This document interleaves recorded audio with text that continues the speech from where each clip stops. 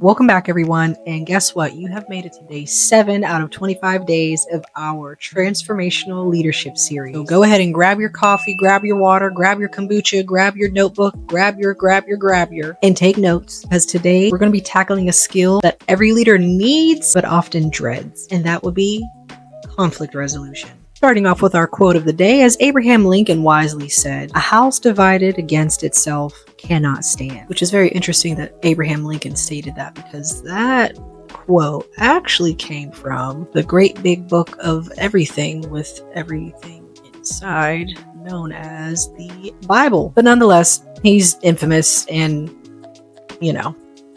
was a leader. So let's learn how to turn division into unity.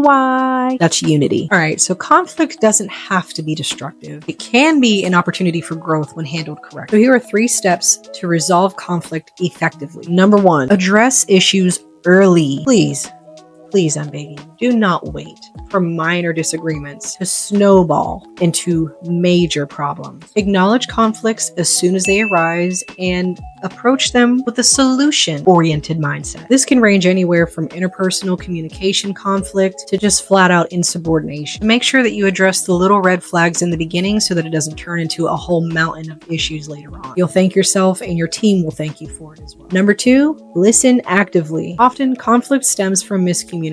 So take time to genuinely hear all sides. Internally, filter out the BS from facts. And please be mindful to make sure that you're using phrases like, "I understand where you're coming from." You don't have to agree, but it lets your teammate know that you're actually listening to what they're saying to you, and that it isn't being dismissed, and that you're not insulting their intelligence by trying to finish their sentences for them, or just being completely dismissive as a whole. Tip number 3, focus on common goals. This is where you're going to want to shift the conversation from what divides to what unifies your team. Remind your team of shared objectives and how resolving conflict benefits literally everyone. It can be super uncomfortable, especially if you're the person that's receiving the feedback about something that you might be holding the team up in, or maybe you're not good at conflict resolution and you just try to avoid conflict at all costs by delegating it to somebody else. Don't hire a muscle man to resolve conflict that needs to be solved and resolved and handled by you, the leader, the head of the team. It shows an insecurity